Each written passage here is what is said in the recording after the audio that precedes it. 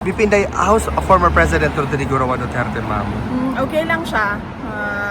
He's in a good spirits. Nag-snack kami. And mainly family yung napag-usapan namin. At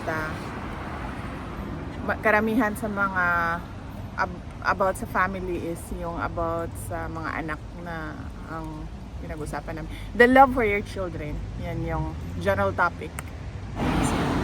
VP, may comment din po kayo sa bagong council po. Ngayon ni-release po ng ICC yung pangalan si Attorney Peter Haynes po. Meron din po ba kayo comment, na-meet nyo na po ba siya? And what is your opinion po if